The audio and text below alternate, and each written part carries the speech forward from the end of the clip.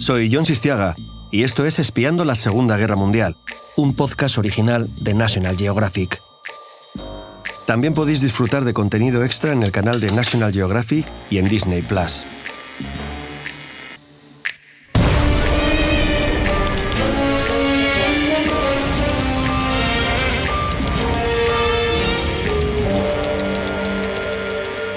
Vamos a espiar a los Ritchie Boys. Se trata de unos 15.000 hombres adiestrados por el Servicio de Inteligencia Militar de Estados Unidos y que fueron claves en la Segunda Guerra Mundial.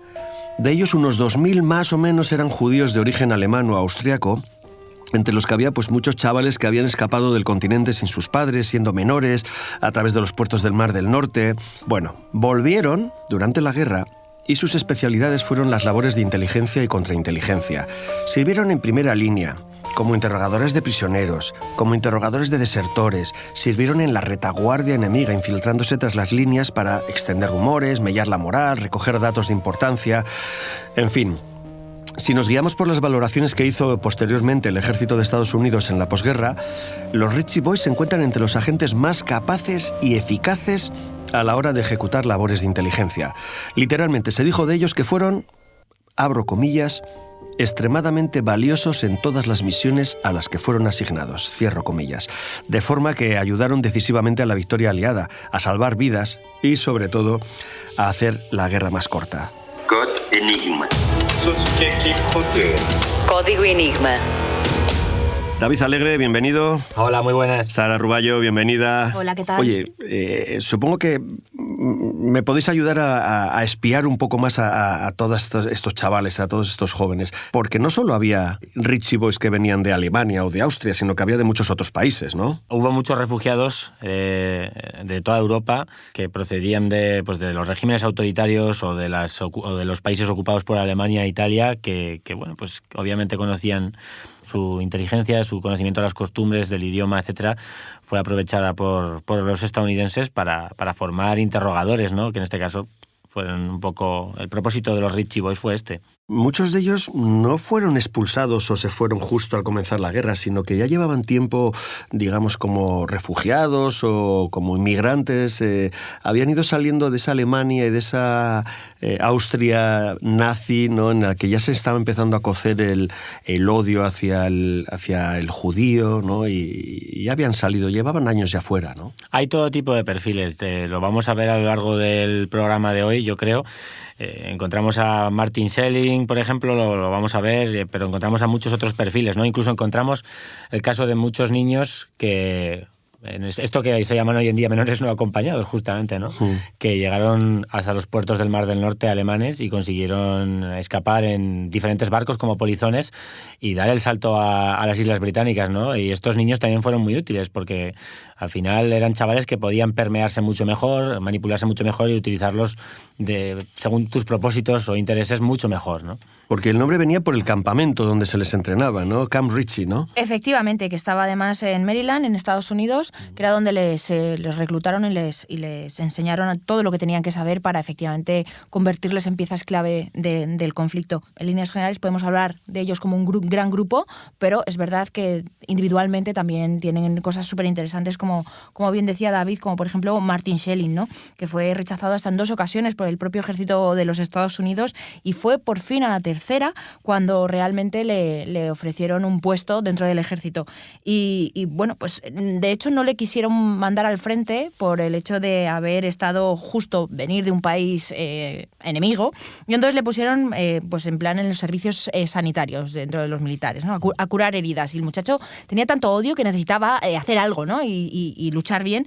Y de repente, pues en febrero de 1943 le mandaron hasta efectivamente el campamento que comentabas de los Ritchie Boys, del Servicio de Inteligencia Militar, en Fort Ritchie, en Maryland, y ahí es donde fue instruido, y allí, pues, dentro de ese programa de adiestramiento, le dejaron preparadísimo para efectivamente saltar cruzar el Atlántico y volver a Gran Bretaña para ahí empezar el gran combate. Pues, Sara, en Espiando la Segunda Guerra Mundial tenemos la voz de Martin Schelling. Code Zagadki. Código Enigma. Nosotros, los inmigrantes recién llegados, estábamos orgullosos de nuestra contribución al esfuerzo de guerra, aunque no fue conocido o muy apreciado por muchos estadounidenses. Aunque fuéramos pequeñas piezas en la compleja maquinaria que se tuvo que ensamblar para ganar la guerra, los refugiados germanohablantes eran como recursos naturales en la lucha de Estados Unidos contra Hitler y los nazis. El propio Schelling se denomina él a sí mismo refugiado germanohablante. Claro, para entender la historia de Martin Schelling tenemos que viajar a la Centroeuropa en plenos años 30, ¿no? Concretamente el 9 de noviembre de 1938. Ese día el gobierno nazi orquestó una campaña de agresiones salvajes, un pogromo contra la comunidad judía alemana. Pero Martin Schelling, que vivía en un pueblo de Franconia, en mitad de Alemania, aislado, no supo nada, ¿no?, de todo esto hasta el día siguiente, que es cuando vinieron a buscarlo a casa, hombres de uniforme, y se lo llevaron a Dachau, que es el primer campo de concentración alemán, abierto en mayo del 33 ya. Entonces, él pasó un par de meses allí con la fortuna de que una organización de socorro internacional lo sacó y se lo llevó hasta el puerto belga de Ostende, ¿no?, en el Canal de la Mancha, desde donde pasó a Inglaterra ya a principios del año 39, y un año después daría el salto a los Estados Unidos, ¿no? Pero claro, su familia quedó atrás. Entiendo que ese momento que para Schelling fue me tengo que ir, o su familia más bien le dice vete, es la famosa noche de los cristales rotos, que ya hemos hablado en este podcast de Espiando la Segunda Guerra Mundial, ¿verdad? Sí, pero lo que más me sorprende es que ya hubiera campos de concentración, o no sé si se les llamaba así, ya sabemos que luego fueron muchos de ellos campos de exterminio. ¿Cómo se les llamaba en aquella época en la que todavía la guerra no había comenzado? ¿Campos de internamiento, campos de trabajo, campos de reeducación? Esta pregunta que me haces, John, es súper interesante. Dachau se abre en mayo del 33, está muy cerca de la ciudad de Múnich, que de hecho es visitable, etcétera. En la actualidad vale mucho la pena acercarse por allí. Y es un orgullo para la sociedad alemana en su momento, porque justamente se presenta como campo de concentración, es un centro de reeducación, es un centro donde la gente que supuestamente tiene delitos políticos y de otra naturaleza, delitos políticos que básicamente muchas veces es simplemente la militancia en un partido contrario al nazi, ¿no? Claro.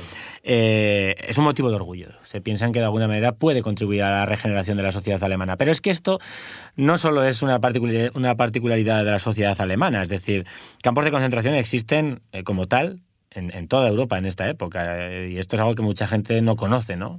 Que son lugares en los que los presos llevan a cabo trabajos y se supone que se reinsertan en la sociedad o se vuelven a convertir o pueden convertirse en ciudadanos válidos nuevamente a través de ese trabajo, ¿no? Pero esto reabre un debate no cerrado sobre hasta qué punto la sociedad alemana era consciente de la existencia de lo que luego denominamos campos de exterminio, ¿no? Hay un libro interesante de Daniel Jonah Goldhagen que se titula Los verdugos voluntarios de Hitler, que seguramente lo habrás leído, en el que ahonda sobre este hecho, ¿no? Se sabía, se intuía, se percibía.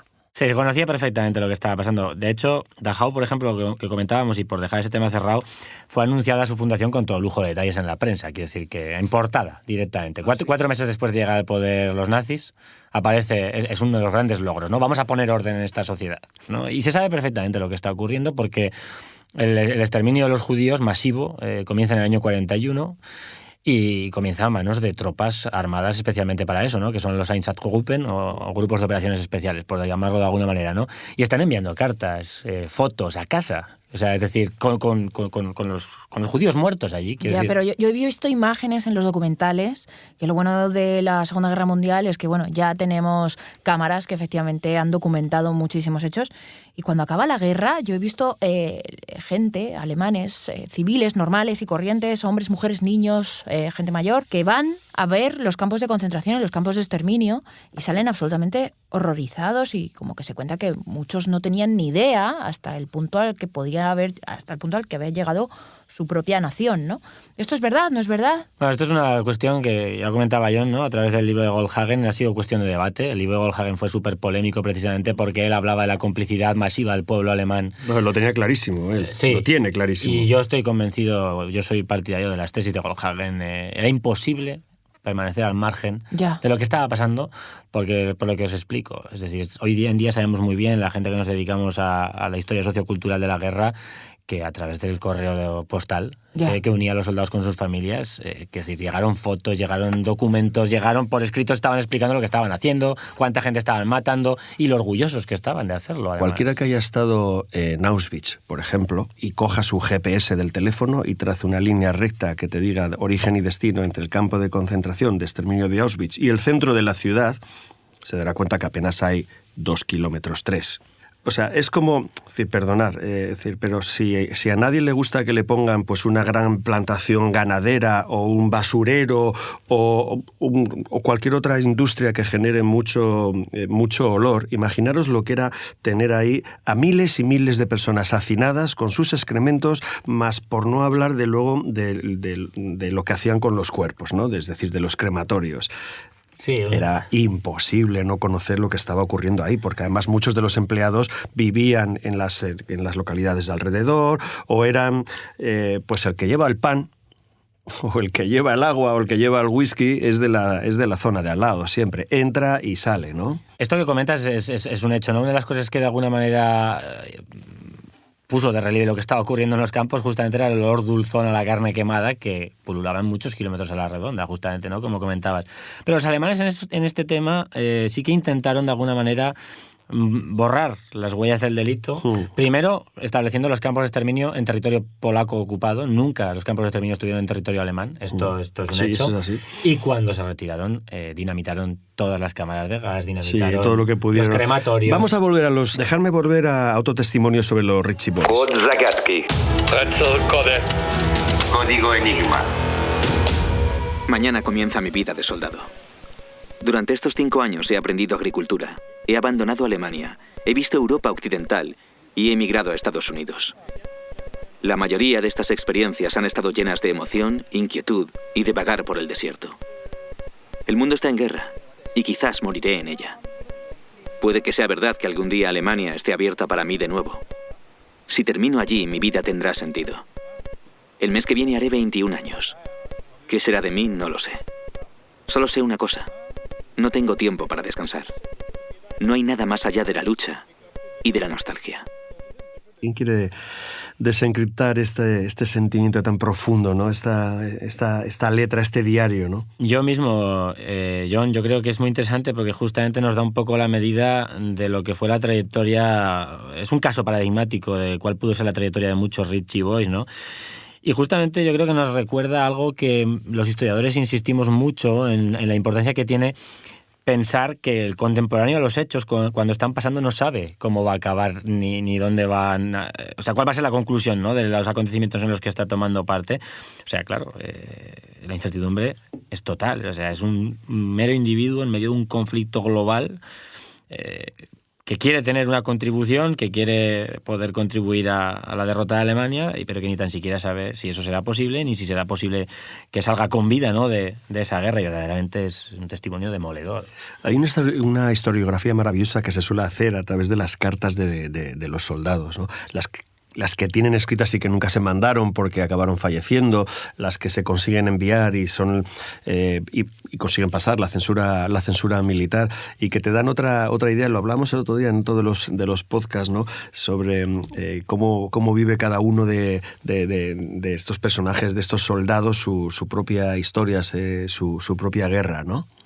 Sí, fíjate que concretamente esto no es tan típico en otras latitudes, pero los alemanes, que sí que han tenido mucha tendencia a atesorar todo tipo de documentación, tienen todo un archivo dedicado justamente a las cartas de combatientes alemanes de la Segunda Guerra Mundial, que está en Berlín, tiene como unos 2 millones de cartas.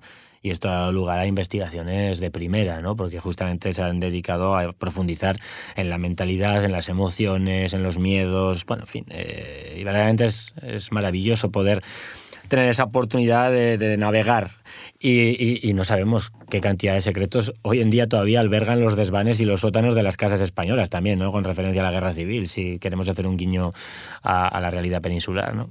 Antes de escuchar otro Richie Boys, entre los que volvieron y sobrevivieron, hubo varios escritores y hubo uno que a mí particularmente me apasiona mucho, que es David Seymour, uno de los fundadores de Magnum, ¿no?, de la agencia Magnum de fotografía, ¿no? Efectivamente, además encima conoció, es un polaco que nació en Polonia y después crece entre Polonia y Rusia, y en 1929 se pone a estudiar arte y fotografía, y en 1933 en París conoce al famoso Frank Capra, a Gerda Taro y por supuesto a Bresson, y de hecho luego mucho más tarde, en 1936 como antifascista, viene a España a documentar fotográficamente el conflicto de la Guerra Civil Española y finalmente monta en 1954 la agencia Magnum, que es la agencia de fotografía de las más importantes del mundo, ¿no?, a día de hoy. Ya sabes la historia de Seymour, que él asume la presidencia de Magnum cuando fallece Capa en la guerra de Indochina, y él mismo acaba falleciendo un par de años después en el Canal de Suez, durante la guerra del Canal de Suez, ¿no?, ametrallado por soldados egipcios. A mí hay una de las fotos de Seymour que más me impacta y que creo que mejor reflejan las consecuencias y los traumas de la Segunda Guerra Mundial. Es aquella foto famosa de la niña judía polaca que le dice, dibuja tu casa, ¿no? Y en una pizarra dibuja una gran espiral caótica con una mirada totalmente desquiciada. La muchacha mirando a la cámara, ¿no?, es muy impactante. Este es un recurso que los periodistas solemos utilizar muchas veces en conflictos y en guerras. El ir a la retaguardia o ir a las ciudades que está siendo sometida a un asedio. Por ejemplo, me acuerdo la última vez, durante la guerra de Gaza en el 2014, yo logré entrar allí y fui a ver a varios niños en un colegio que estaba ya ahora es subterráneo, ¿no?, para evitar los bombardeos, y los dibujos que hacían los críos eran demoledores. A su manera, dibujaban aviones con pinta de monstruos. Para ellos, en su idea, eran como dragones que echaban fuego en vez de bombas, y eran capaces de dibujar todos seguidos los amigos o los familiares que habían fallecido. Esto, pero no solo lo he visto en Bagdad, lo he visto en Kabul. Es decir, la iconografía de un niño de 5 o 6 años sometido a un bombardeo es la misma, y es la que dibujaba, la que nos mostraba a Seymour en aquella fotografía. Vamos a escuchar otro testimonio de otros Richie Boys. Enigma Code. Code Zagadki. Estábamos luchando una guerra americana y al mismo tiempo estábamos luchando una guerra intensamente personal. Estábamos volcados en ella con cada fibra de nuestra piel. Trabajábamos más duro de lo que nadie podría habernos mandado. Éramos cruzados. Esta era nuestra guerra. Venga, ¿quién se atreve a desencriptarlo? Porque este está diciendo algo que has apuntado tú, Sara, antes. Es decir, luchábamos en una guerra americana, luchábamos en el lado de los buenos, pero de alguna manera, por nuestro origen, teníamos que luchar también contra las sospechas que se tenía sobre nosotros, ¿no? Pues, John, voy a desencriptar un poco esta dicotomía personal, ¿no?, que tenían estas personas, y efectivamente, como bien comenta, dice, formo parte de una lucha, de una guerra americana, pero por otro lado también tengo mi propia lucha personal, ¿no?, de dónde estoy, quién soy, los míos me han repudiado, ahora tengo que formar parte de los que siempre habían sido mis enemigos de alguna manera. Me parece una dicotomía personal muy, muy difícil de afrontar, y que además encima no solamente la tuvieron los Richie Boys, sino que la tuvo muchísima gente. Yo en el mundo del arte conozco varios casos de marchantes alemanes que efectivamente fue muy complicado porque no tenían una ideología nazi, y entonces eran repudiados por los propios nazis, pero a su vez también por el resto de europeos, porque claro, eran alemanes. Claro. Y entonces se veían en un mundo, en una tierra de nadie, que efectivamente estos muchachos tuvieron cierta suerte al ser acogidos por los americanos, aunque obviamente eran piezas útiles. Claro. Tuvieron que trabajar para ser ¿Tenemos, aceptados. David, algún tipo de estadística de, digamos, grado de supervivencia de los Richie Boys? Porque supongo que muchos fallecieron, o incluso se me ocurre pensar, ¿qué pasaría con un Richie Boy, es decir, un soldado que está en las filas norteamericanas pero que es de origen alemán, en el caso de ser capturado? Es el peor escenario para un Richie Boy. Sin duda, no tenemos una estadística, pero es posible que fueran pocos en realidad, básicamente porque el ejército estadounidense en general fue a la ofensiva constantemente desde que desembarcó en Europa, ¿no? Entonces, fueron muy pocos momentos en los que tuvieron que retirarse, y fue justamente en uno de ellos, durante la ofensiva de las Ardenas, que fue la última ofensiva que los alemanes fueron capaces de organizar en la frontera entre Alemania y Bélgica. en el invierno del 44-45, cuando tenemos uno de los casos que podemos desencriptar aquí más sonados, ¿no? de Ritchie Boys que cayeron en manos de los alemanes. ¿Y qué pasó con ellos, no? Es el caso de Kurt Jacobs y Murray Zappler, pues que es una de las notas tristes, ¿no? de la experiencia de guerra de estos Ritchie Boys. Ambos pertenecían al mismo equipo de interrogadores y además acababan de llegar hacía muy poco a Europa.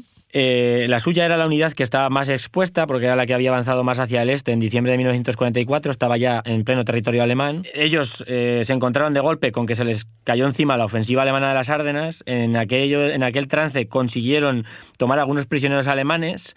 Se dieron cuenta de la que se les venía encima porque los prisioneros les aportaron información inmediata de que los alemanes estaban preparando una ofensiva, que fue justo lo que se desató a continuación. Y entonces tuvieron que empezar a retirarse porque se vieron copados por todos los lados, ¿no? ¿Qué pasa? Que se encuentran que una vez se rinden, con ellos van los prisioneros alemanes a los que habían interrogado varios días antes.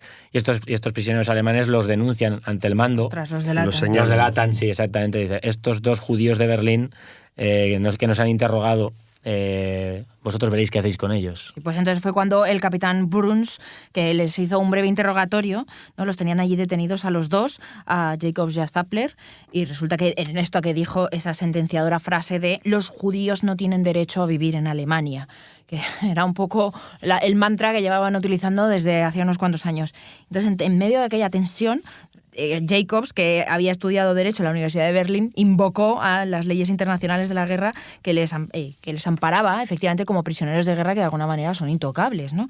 Pero para nada, esto no sirvió de nada. Ya te digo yo, Sara, que las leyes de la guerra están para saltárselas y que el pobre, por muy licenciado en Derecho que fuera... No lo intentó. Acabó fusilado, ¿no?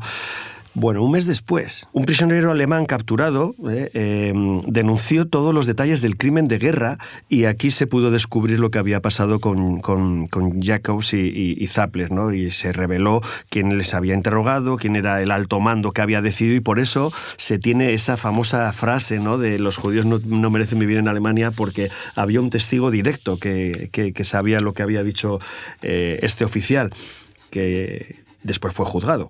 Efectivamente, ¿no? Y Bruns actuó con mucha habilidad, él sabía en qué entorno se movía y de qué se le podía acusar, y lo que hizo para eludir su responsabilidad fue justamente reconocer que era consciente de la ejecución de estos dos Ritchie Boys, pero atribuyó la responsabilidad de la ejecución a su inmediato superior. Que no lo había ordenado, y obediencia debida, ¿no? Exactamente, pero claro, como había muerto y él lo sabía, era alguien muy adecuado a quien cargarle al muerto, nunca mejor dicho. Al muerto. Exactamente, ¿no? Porque no podía defenderse. Claro. Entonces, y se podía comprobar. Exactamente, entonces organizaron una operación increíble para sonsacar a Bruns, para de alguna manera demostrar su responsabilidad. ¿Qué es lo que hicieron? Volvieron a recurrir a otro antiguo comunista alemán, este se llamaba Anton Korn, que se había convertido en un hombre de confianza de los estadounidenses en este caso, ¿no? ¿Qué pasa? Que Korn, que también conocía muy bien la mentalidad de los oficiales alemanes, en este caso de alguien como Bruns, ¿no? Joven y con ganas de hacer carrera militar,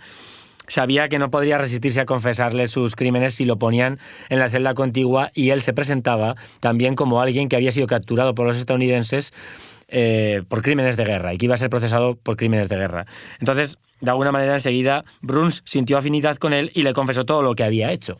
Y esto fue básico y fundamental para organizar el proceso que acabó el 14 de junio con su ejecución por un piquete de fusilamiento. No, es decir, que había que tener mucha psicología para ganarte, como hizo este soldado alemán que era antiguo comunista, para ganarse a este oficial y que cantara, ¿no? De celda a celda, ¿no? Sí, yo creo que aquí jugaba con la fanfarronería de un oficial, ¿no? Sabiendo que entraría al trapo. De hecho, hoy en día sabemos, y vale mucho la pena traerlo a colación, ¿no?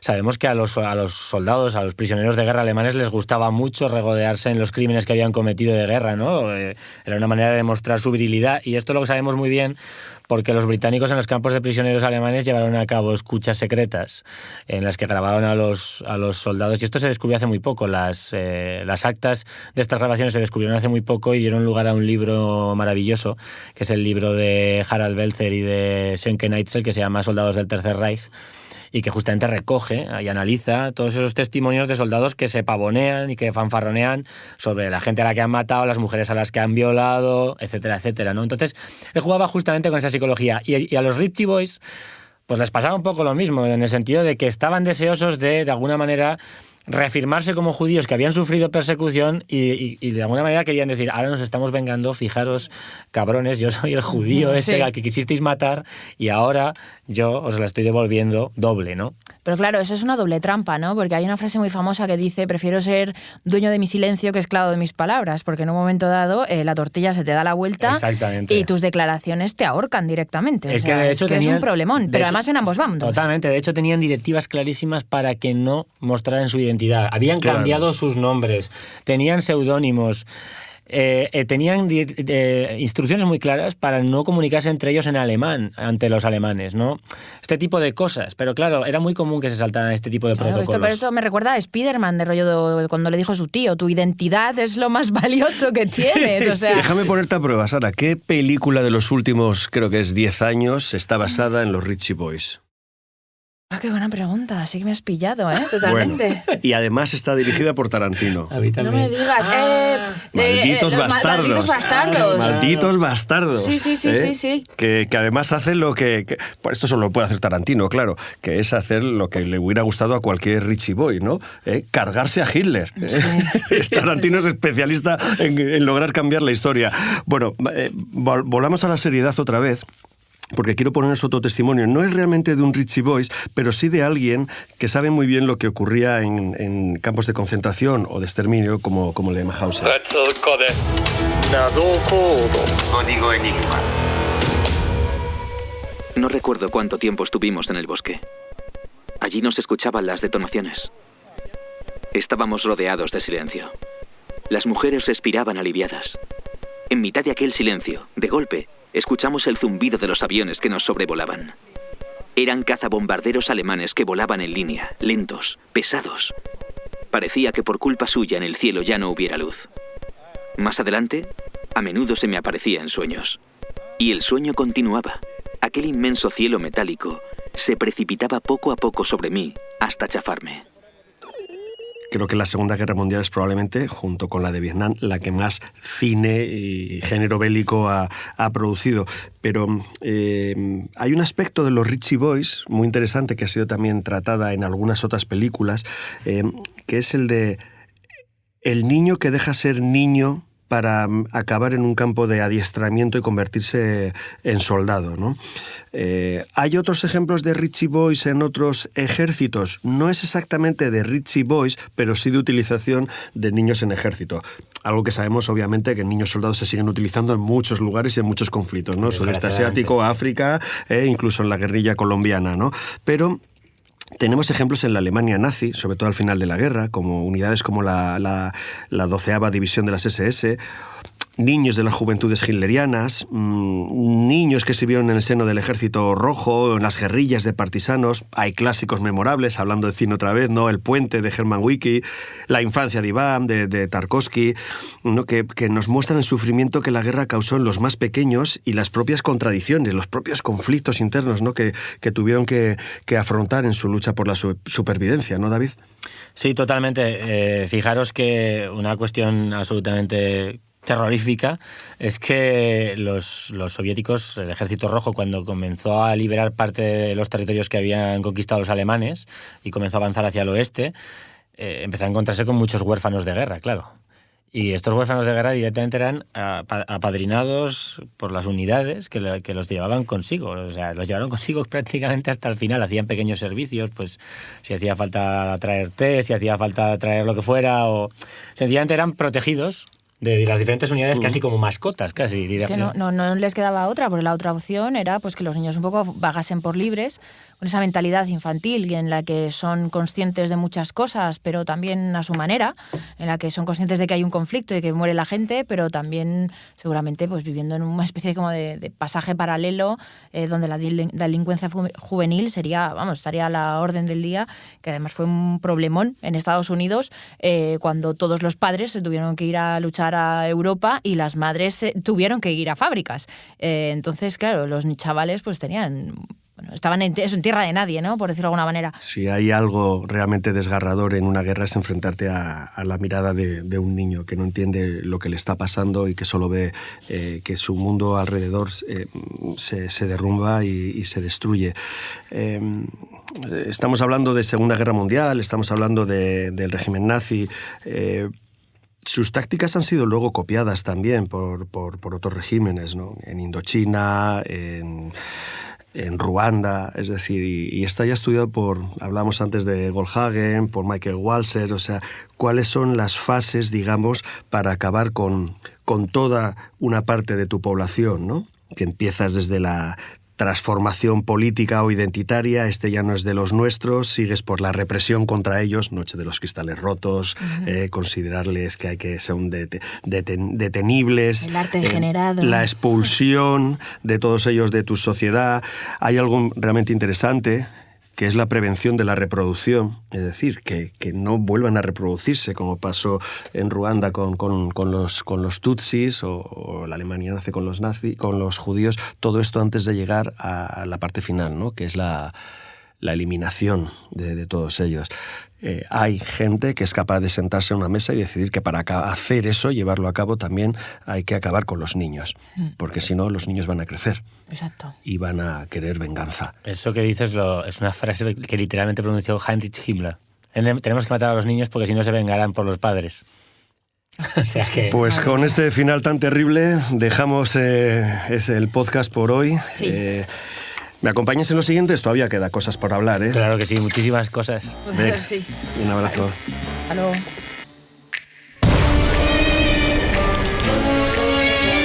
Recuerda que también puedes seguir disfrutando de más contenido sobre la Segunda Guerra Mundial en el canal National Geographic y en Disney+.